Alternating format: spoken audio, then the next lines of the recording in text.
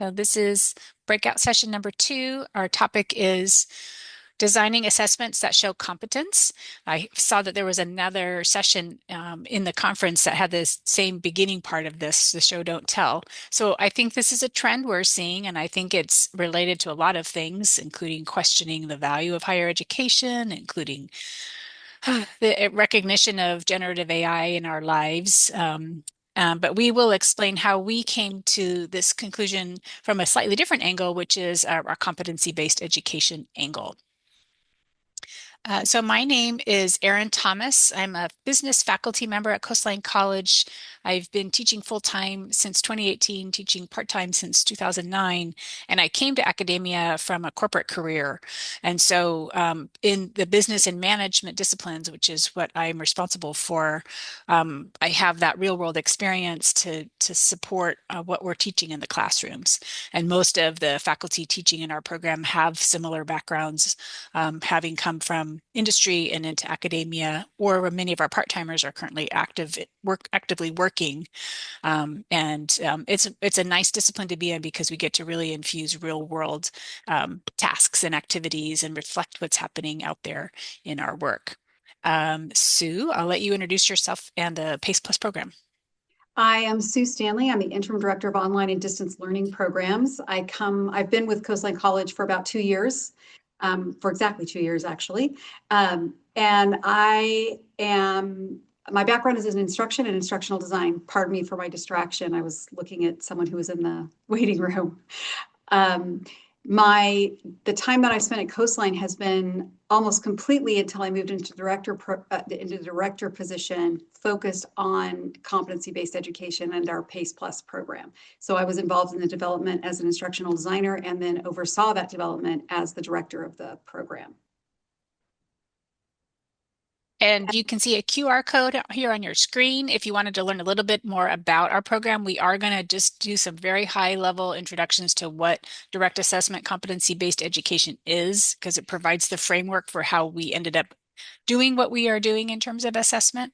But feel free to grab that link and you can see our current program. There's a nice chart of the courses that we can also show you later of what's the courses that are in our program. It is a Management Associate of Science. And that's relevant because that talks to the source of all of our competencies, and we'll explain that. So here's what we're hoping to get out of today. We want to make sure you're clear on basically the foundational knowledge, which is what direct assessment CBE is, but then we'll talk about the relationship between SLOs and competency statements and what we call behavioral indicators, and then how we have rethought assessment in order to allow and create a space for students to demonstrate mastery of competencies, and how that can very much inform what we're doing in our traditional work with student assessment. So as we're doing this, I really want you to think about a course that you teach, the SLOs for that course, and then how you are assessing the learning that's occurring in that course. And let's think about if we can improve that, transform it so that it's a little bit more of a demonstration rather than a regurgitation of knowledge.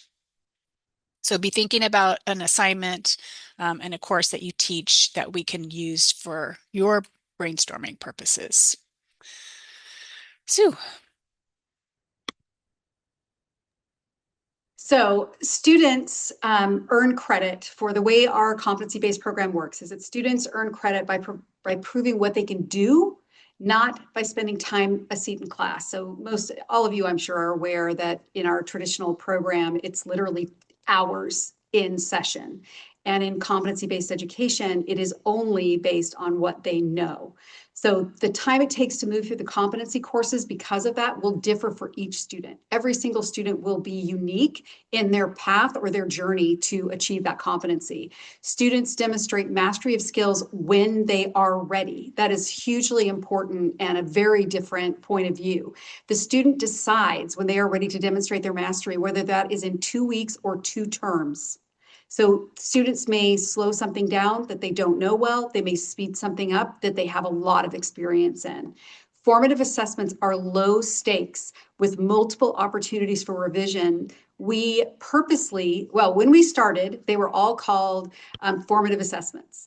as we moved through the program, we realized that students were really, really afraid of that terminology. So we changed the name in the Canvas courses so that they are now practice tasks to encourage students to try, like jump ahead, try, see if you can do it. Because so many of our students are currently in the workforce. They have been out of school for a while, a lot of them. They have tried multiple times at different places to get degrees, maybe 20 years ago, even, or 10 years ago. So they're a little fearful. They have some academic trauma, if you will. And that change to practice task and knowing that they can revise if they don't do well has made a huge difference. And very interestingly, most of our students achieve the required score of 90% on a practice task the first time they attempt it. But that concept of having work that you do, work that you submit, um, we've been trained since, we've began school that every time you submit something, you're adding to a point total that at the end of the course is going to reflect a grade. And so direct assessment CBE is very different because that's not at all how it works. The grade that gets transcripted is simply the grade on your final summative assessment. That's it. So again, we've had to really coach the students that have enrolled in our program to eliminate their fear of submitting something with the concern that they have a permanent grade that goes on their total record for the course. That's not how it works in this modality. And you can take some of these concepts and apply them in a traditional modality. At the end of our slide deck, and I just sent that in, so it should be available to you. We have some things that explain the Title V regulations around direct assessment CBE. There's some very specific structures in it that allow us to do all of this breaking between seat time and the learning.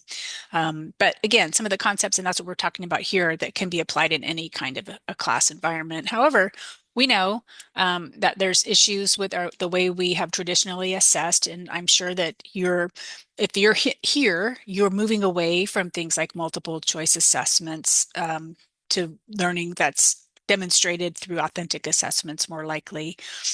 We can talk about how faculty members some have shied away from sharing rubrics, unfortunately, because, the students should know what they need to do, things like that. And then we also want to be cognizant of the fact that the student population, especially at the community college level, is changing. The demographics are changing.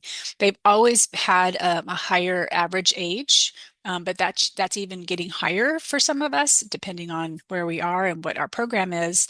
And so we are teaching adults who have lots of skills, and they have a very valid reason to ask, why am I doing this? How does this help me?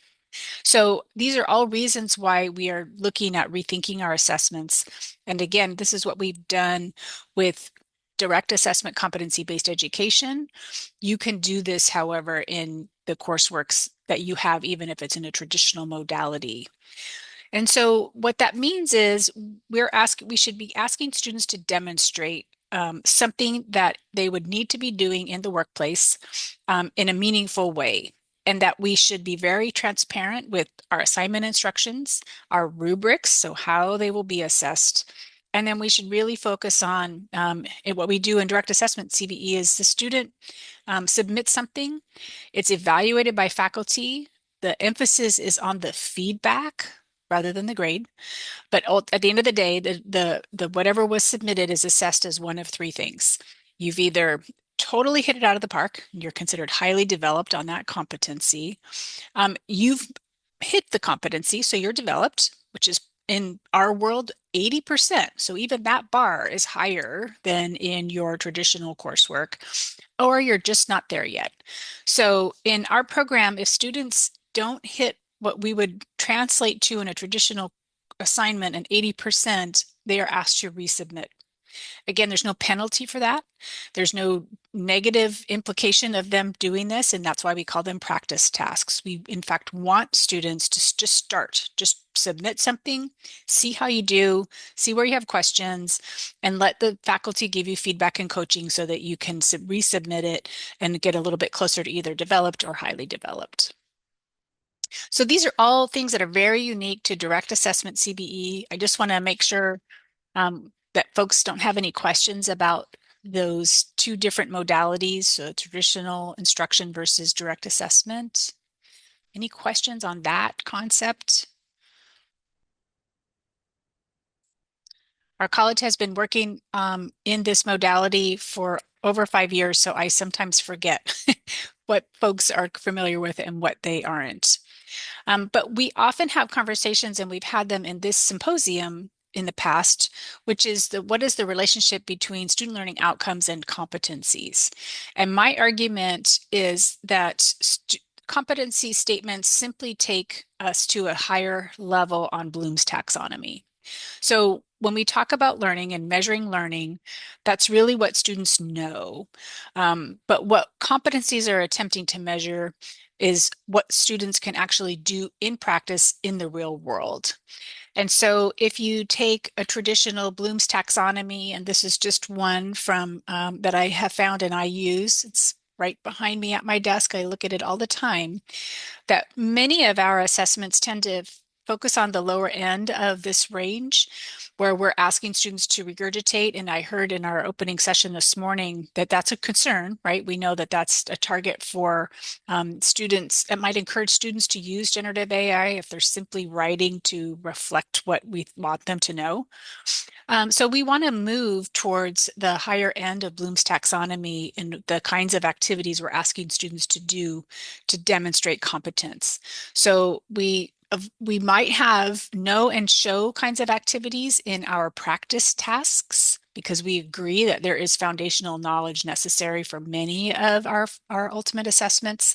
However, when we are actually measuring and determining if a student has mastered a competency, all of those are at the level 5 and 6 of a Bloom's taxonomy, a traditional way of looking at those things. And so that's how we see SLOs related to competencies. We take that a step further when we look at direct assessment, how we're assessing competence. And that is that going back to that question the student may have, the learner may have is why, why am I doing this? And so when we create assessments, we provide all of these things. So what is the context in which you're doing this? And we are going to give you some examples. What exactly are you being asked to do?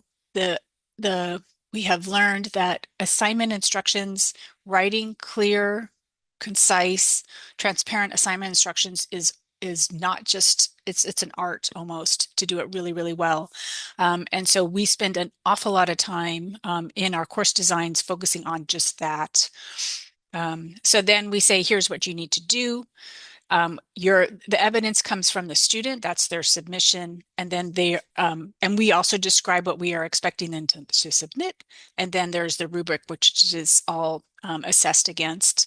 You're seeing universal design for learning concepts here, where we are allowing for multiple ways for the student to demonstrate that knowledge, that competency. So many of our courses allow the student to choose either a written submission, a recording, a presentation, whatever is most meaningful to them.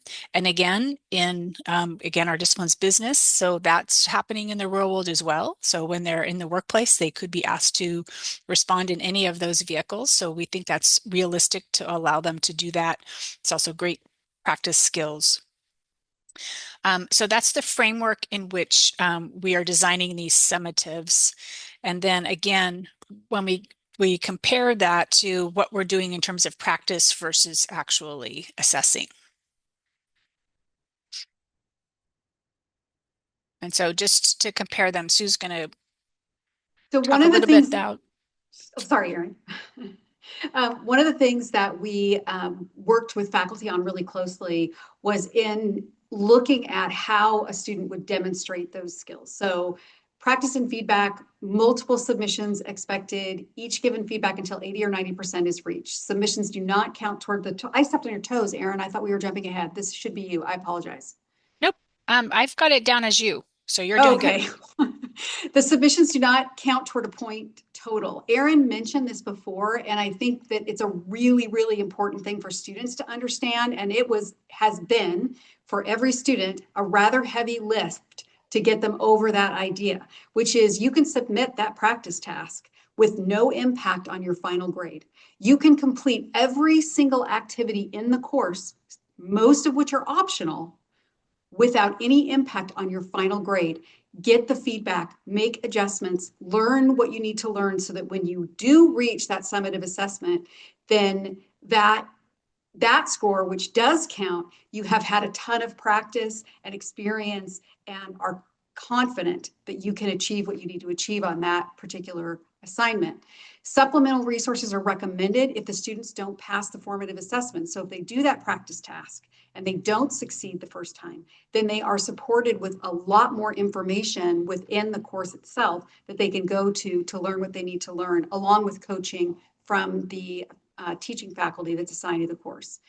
Summative assessments are a demonstration of mastery, which means that it's an authentic measurement of the achievement of the outcomes, objectives, and behavioral indicators. So within the context of that summative assessment, everything that they have done up to that point is built into whatever that assignment is, whether it's a presentation, a portfolio, or some other demonstration of that skill set.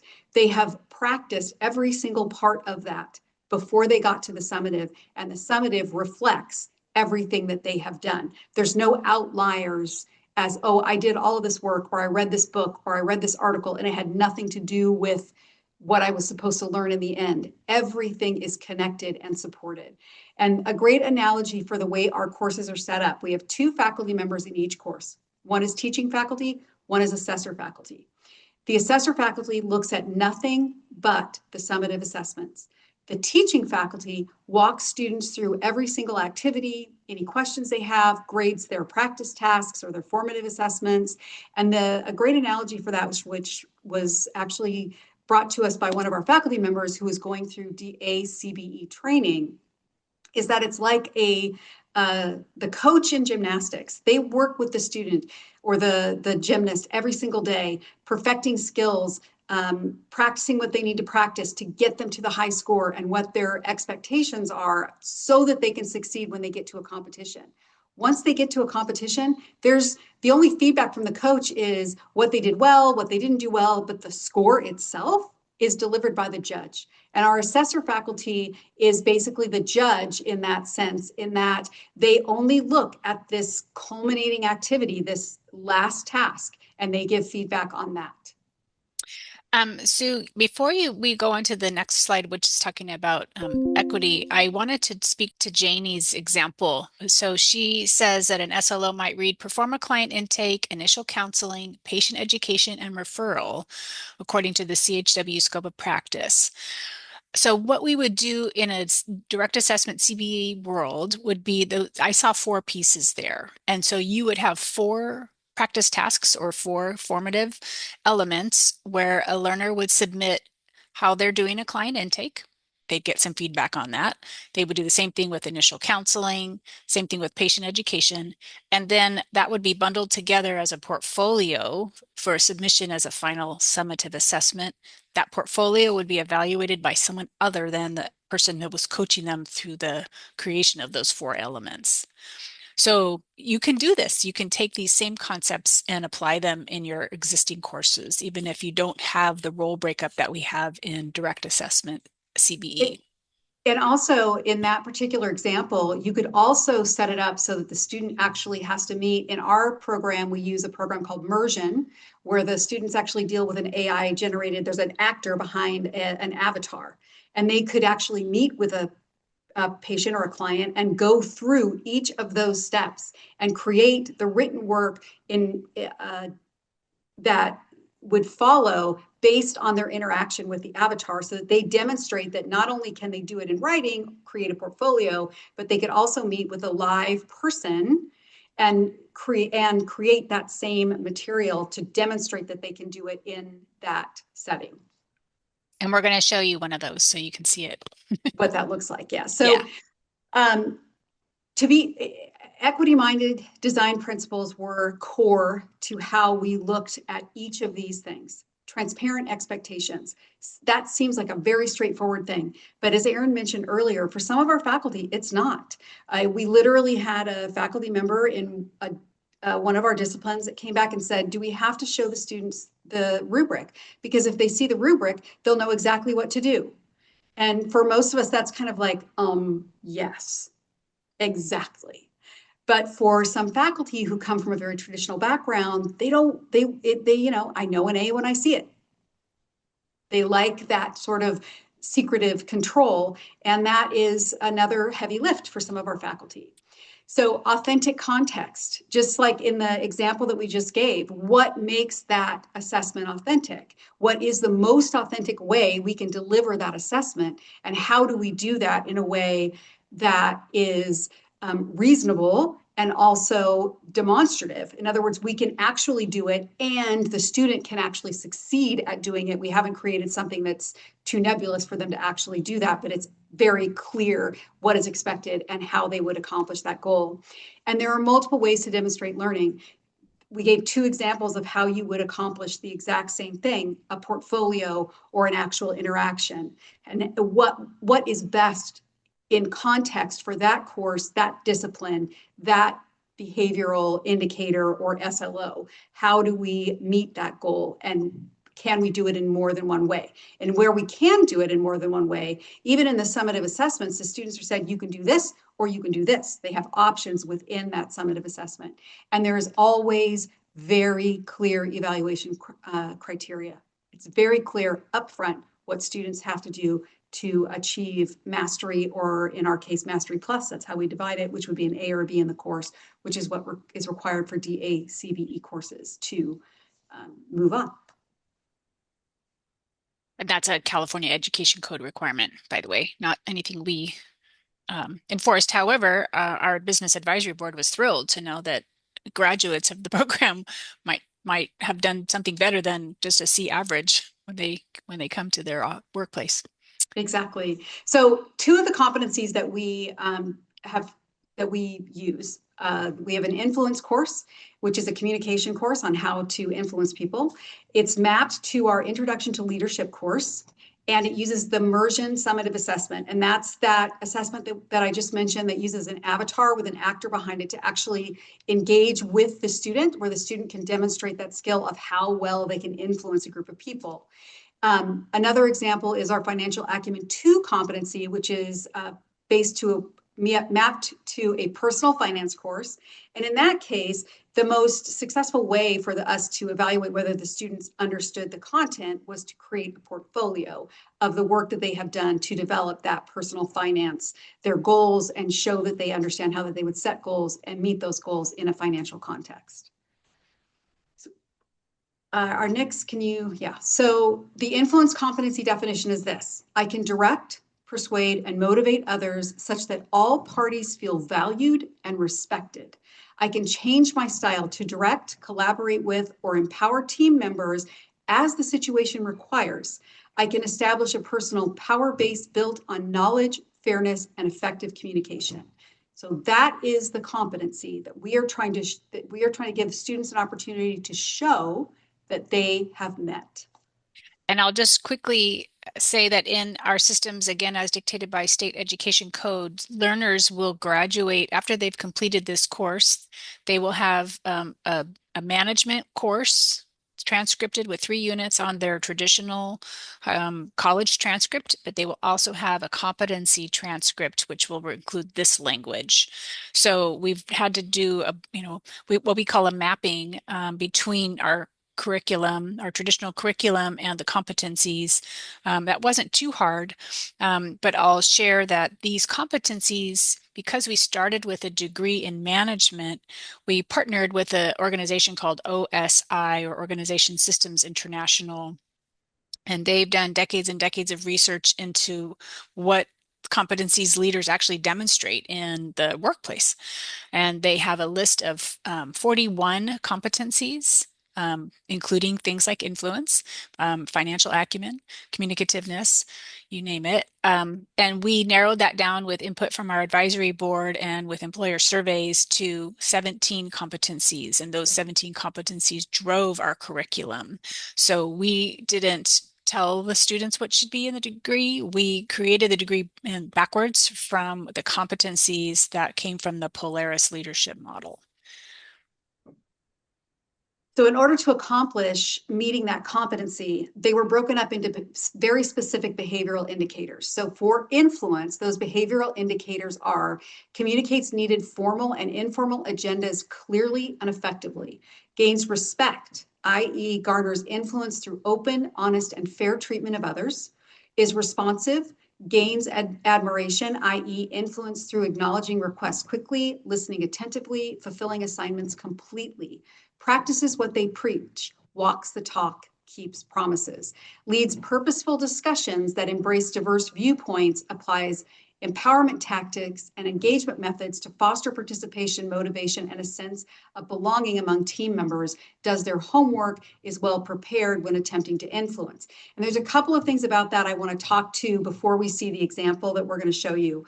First is that not some of these are over time, which means in a moment or in a summative assessment that is happening in the moment, students cannot demonstrate whether they have been responsive over time. So a lot of times that has to be combined with two things. So we have the in the moment influence, but we also have the student talking about how they would or how they have maintained those relationships over time so that they can support that influence. Like what brought them to where they are in that moment so that they could influence? What will they do after that moment so that the influence, what influence they gained during that short interaction can be supported and sustained over time, because those are very important nuances to what the behavioral indicators are. So there is more than just the one assessment as part of that summative. And Janie, you talked about 12 points in your assessment, and those could map or correlate to what, again, Organization Systems International calls behavioral indicators.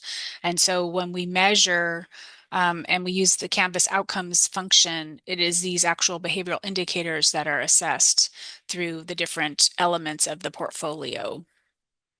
I'm just going to set up this scenario briefly.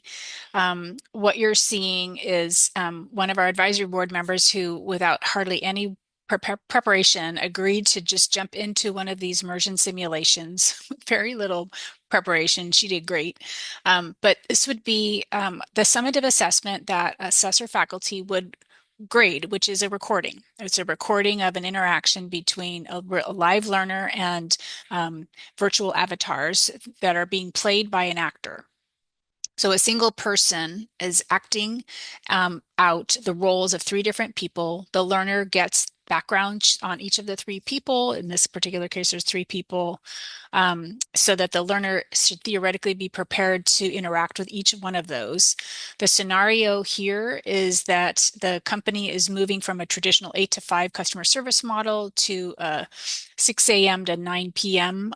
Operation. And so this leader is looking to influence her team to move to slightly different shifts in order to provide that support. So we're just going to show you a little bit of this because based on those behavioral indicators that you saw, writing a report is going to be difficult as a difficult way to assess them. This technology is not inexpensive, but it's extremely powerful. And so we think it's well worth exploring.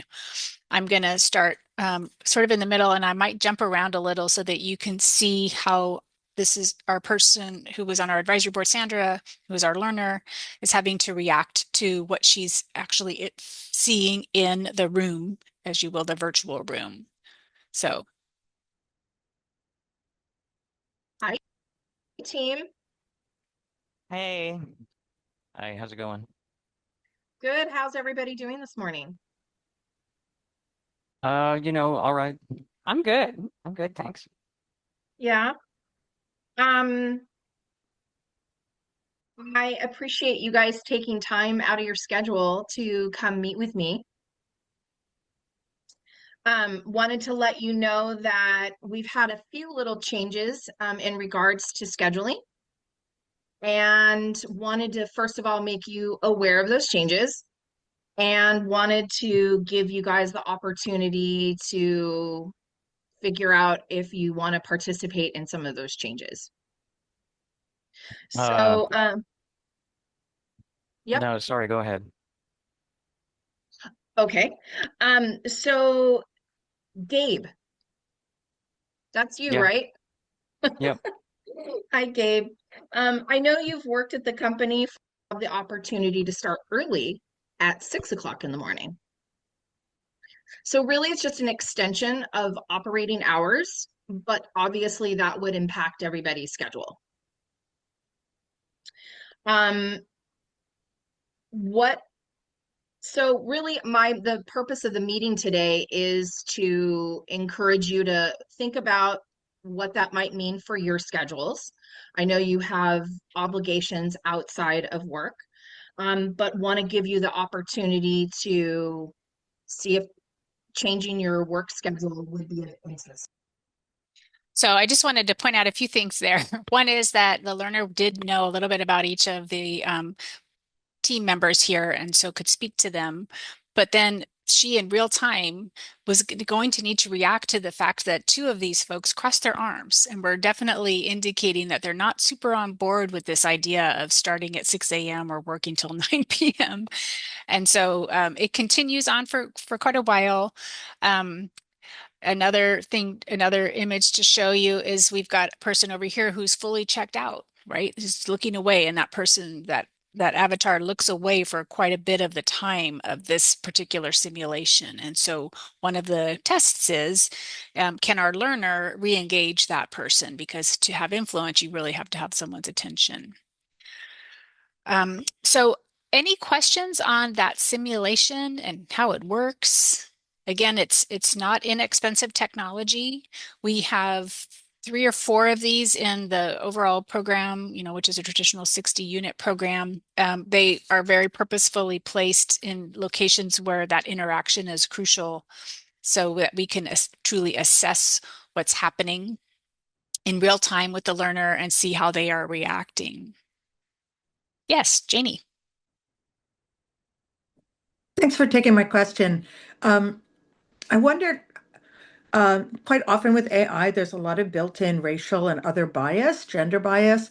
And I wonder how in developing kind of generic workplace situations, how did you work with that? How do you not have uh, whatever, the angry black woman stereotype built into the AI? How do you not have the, this or that other negative stereotype that exists out there?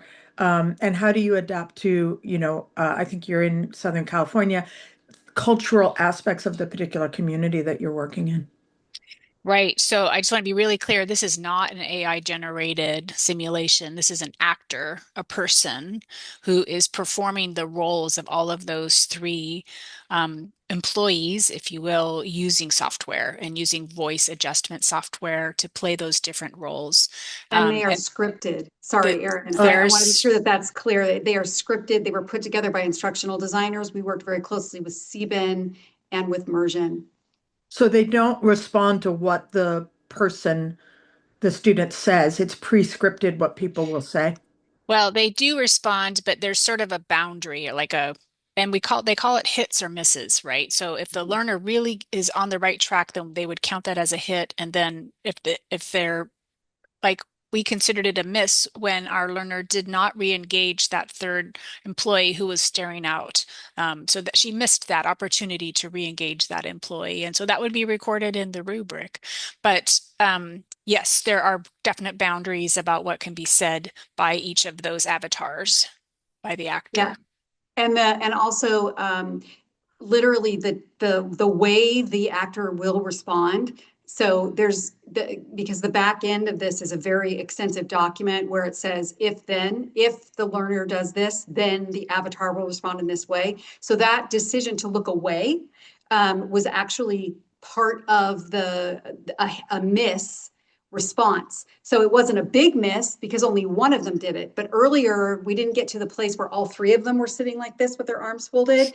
But there is a time when all three of them are very closed off, and that is a big miss. Like she is missing. All three have responded in this negative way. So it's the back end of how the individual who's highly trained in this scenario will respond is actually built built into that extensive script, which is one of the reasons why it is expensive, because the person is trained to interact on exactly this. So what does it look like then to score this particular activity or this particular assessment? What are we looking for? So what does it look like to be highly developed? So meets developed and helps others understand why the meeting and request are important. So what, if we think about that, how did she start? Did she explain in the beginning, why are we here and why it matters? Or if she sort of did, but not clearly enough. So they establish a formal and informal agenda, but at the beginning of the meeting, but maybe they didn't talk through why it matters. So here's the agenda and what we're going to do, but not an explanation of why it matters. And then not yet developed would be that they weren't clear, they didn't provide it, and they also didn't explain why it was important. So maybe it was just very brief or not clear enough. And then you'll notice that the points are 5, 4, and then 1. And that's also purposeful, because a highly developed is going to get you 100%, right? But we don't want developed to fall below 80%. We need to be sure that our numbers work out so that it reflects that minimum score of mastery as developed at 80% of the achieved goals. So empowerment, you can see each of these particular things that reflect, or criteria that reflect, the behavioral indicators that we are working to have the student meet where they can in the scenario. And I'm going to jump in because I just realized we're running a little bit short on time. But David, I'm hoping that this rubric helps you see how the assessment would happen. Again, these rubrics are provided to the learners in advance, so there's no surprises about what they're being expected to do. And they have been prepped, unlike this particular person, with formative assessments along the way, which assisted them in developing that. So they had a plan for how this meeting was going to run, and that got submitted and coached and feedback and all those things. So I also want to that's, can I add one more thing? Because I of think it's really course, important. The actor, the avatar, has no bearing on the score. These scenarios are recorded and then they are sent to the assessor faculty, who will then watch the video and score based on this. And what that does two things. Number one, it's the trained person in the discipline who is actually doing the evaluating. The student finishes, they have a debrief with the actor who is trained on what the scenario is, and will give them an opportunity, like, what would you have done differently? What would you have done the same? So what do you feel like you did really well? Where do you feel like you struggled? Or whatever it is that those questions are that are preset for that facilitator or actor who's doing that job. And then all of that recording goes to the faculty member. They can watch it, they can repeat parts of it, they can slow it down, they can make sure that they see every single part of it to look and compare it to the rubric to see how the student did. So that, I want to make that super clear of who is actually scoring that. and those assessors go through a 2-hour training where they are taught how to document examples of each one of these rubric elements and then later assess, well, did my example place them in developed, highly developed, or not yet? So there's a process to assessments. There's a concept called inter-rater reliability that we employ. We address our biases that we can have in assessment through training. We can't necessarily eliminate every single one of them, but we can at least be sure we're educated about those biases. So if you have huge budgets, I encourage you to look into these kinds of technologies. But for the rest of us, we have to have more traditional assessments. And so, like in a personal finance class, we have the learners take a basic math class first. Then we're asking them to apply what they learned in that math class to setting a goal, setting a budget, doing evaluations of different credit, debt options. So understanding how percentages and APRs influence a total cost of of a thing, as well as an investment election. So again, understanding how time impacts investments, all of those things. So that C is the behavioral indicator of the competency, and these are the course SLOs. So there's a very tight relationship between those things. So this particular 3-unit course has 4 SLOs. We have course objectives that sort of build, because we do backwards design, to each of these SLOs. And then the learner is submitting a portfolio. So they're working with their instructor to submit these elements over time of the portfolio. They create SMART goals, SMART being an acronym. They create an expense budget. So each one of these elements is submitted to their instructor, who's their coach. They get feedback on that. And when they've completed those at least 80% or 85%, I think in this class, then that element is deemed as being ready to be included in a final portfolio, which is putting all of this together and having another person, the assessor faculty, assess that portfolio.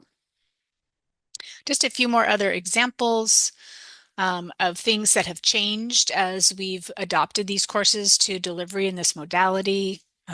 These are Sue's great examples.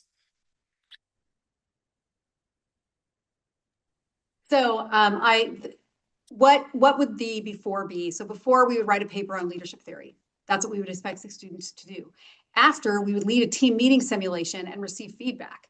So even if you do not have the funding for to do something like the Mursion assessment that you just saw, how can you put a student in a situation, either within a class, in a Zoom meeting, with a group of faculty, whatever it would be, to receive feedback on a team meeting? How could you accomplish that? This is one of my favorite courses in our program, the next one, which is we have a science requirement.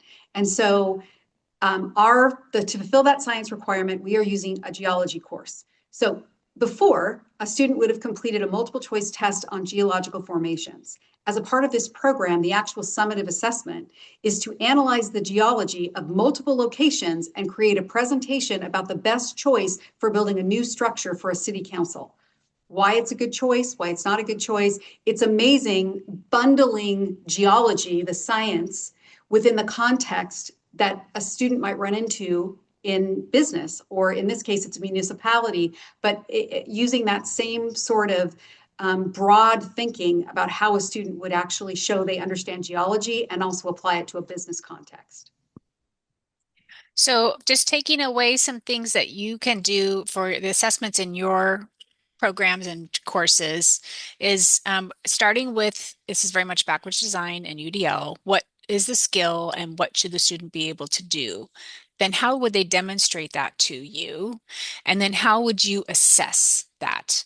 And until when you have all of those building blocks, then you just want to double check that we're not asking the students to do busy work, that we can truly observe what they are doing, their performance, that the evidence is clear to everyone, so not just us, but the evidence is also clear to the learner, and that there's no, I'll know an A when I see it in the evaluation. So I'm sorry that we ran late because we had really hoped that you guys could each do this, but I'm hoping that you have enough things that you've taken from this so that you can go back and work with your faculty to see if there are changes and improvements you can make to your assessments to make them a little bit more measurable and authentic and meaningful. I think we Enrique's actually here have to. another 15 minutes. This session is scheduled to go to 12:15, Erin. Thank Unless I'm wrong you. about that. You're right. That's what it says. Okay. So, But then I thought Enrique was here to shut us down. No. It's 12:15. Great. All right. Well, then let's do this. So is anybody interested? Janie's also already provided one example in telling us something that you're struggling to assess, where you could apply some of these principles into your assessment and kind of restructure your assignment. I'm going to put these other examples back up to see if this doesn't trigger some thinking for you. Again, trying to move away from what we've been doing for assessment for forever and ever. It's just hard work to change our thinking. And for some faculty, it may never happen, honestly. But for those faculty that are really interested in moving towards authentic assessments of performance rather than not just can they repeat back something in a paper or on an exam, these are places that we want to go. As people question the value of higher education, I think it's incumbent upon us to really start rethinking how we are asking students to demonstrate their expertise. So doing that in new ways. Does anyone have an assignment they would like to let us brainstorm with you and help you redesign it using this approach?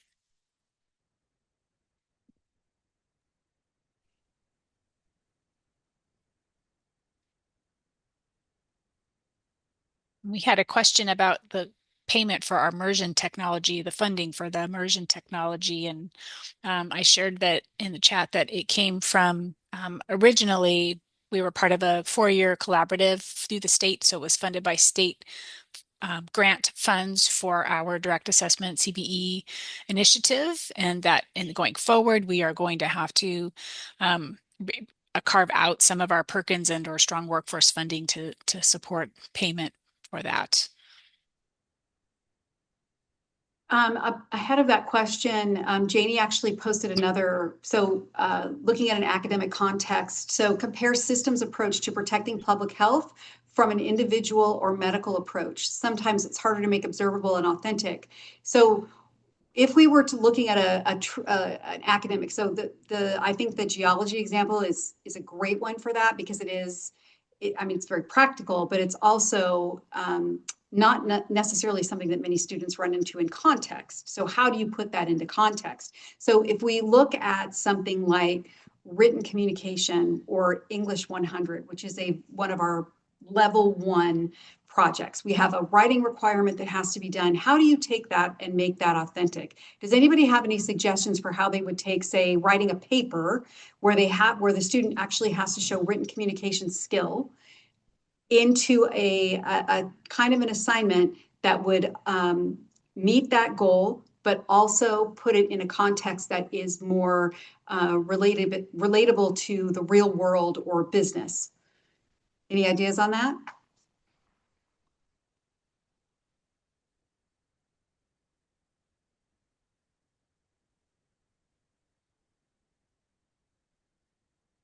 So I'll step ahead again. What we did for that particular thing is we looked for the reading that students would apply to the written response. So if we wanted them to, say, respond to, have some critical thought about a reading, what types of readings would students actually run into in business? And so what we did is we actually pulled kind of a research element from, I believe the example we used was for a library. So if we have, here's one point of view and here's another point of view on, say, library funding, and then the students have to respond to those 2 points of view. So they're doing the same sort of an assignment that they would get in a regular English 100 or 1000, if you're in California now, of course, but at the same time, they are having to look at those articles or look at articles that are a little bit more focused on solving real world problems. Like, how do you respond to people who are concerned about funding and reply to both points of view in a neutral way, but also support so that you are actually having to cite things, your response to that question. And so how do we define what students should do? And the way we define what students should do in that is step back and be neutral. This is not your point of view, but in this case, it's just an informational article. So how would you respond? And make that very clear what that assignment is. And then identify the evidence. So if you are, this is why this person's point of view has validity. This is why this person's point of view has validity. And then at the same time, these are examples of what research shows to support either or both, or either one or both. And then when we designed the evaluation criteria, we took into account not just the writing style of the students, but also did they answer the question that was posed to them? And we made sure that that was very clear on what the expectations were. Does anyone have an example they'd like us to brainstorm with you? I'm going to let Sue read the chat while I share one that we're working on right now, which is that, and I'll share that we have sort of an inventory, if you will, of courses. This is our degree program. This includes general education courses. We took the concept of guided pathways and sort of put it on steroids, if you will. So not only do we define for the student the which classes they take first, second, third, we also define exactly which general education courses they take, and we have contextualized those general education courses to sort of the business environment. But this is allowing us to build new degrees much more quickly because we have this sort of inventory of courses.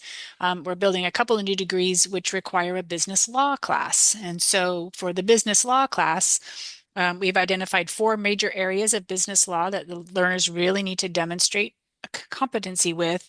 And the way we're doing that is we are providing them with a choice of cases. So, and case law analysis is a standard practice in that course. And so instead of just saying, analyze this case, we're letting each learner for each of the 4 areas pick from a set of cases so that they can pick one that is meaningful to them. But then they still do that same, it's called an IRAC analysis that they document. However, I said document, but they can do that IRAC analysis in writing. They can give a presentation. They can do a verbal recording of how they're responding to that. And any of those submissions are allowed in that direct assessment version of the course. So it's allowing us to really rethink how we're asking students to demonstrate how they are applying the knowledge that they're gaining from the course. So pretty exciting. And thank you, Janie, because what you posted, if you can't see it, Jamie posted in the chat that she's thinking that she might need to go out and talk to people who are actually in entry-level positions or maybe a step above entry level to find out the kind of research that they're doing, because she doesn't have an industry advisory program to consult. And that is exactly the kind of thinking that we have used in developing this program. Who do you ask? Who do you need to talk to? Where do students need to get the information? And is what we are providing within the context of these courses actually relevant to what's happening in real world? And we did have the benefit of an advisory council to help. I know in certain courses we did, and maybe across the board, Erin was a part of that before I was. But I do think even now, just thinking outside the box enough to say, well, are we actually covering what's happening today? For example, AI use, which is in almost every one of these presentations today.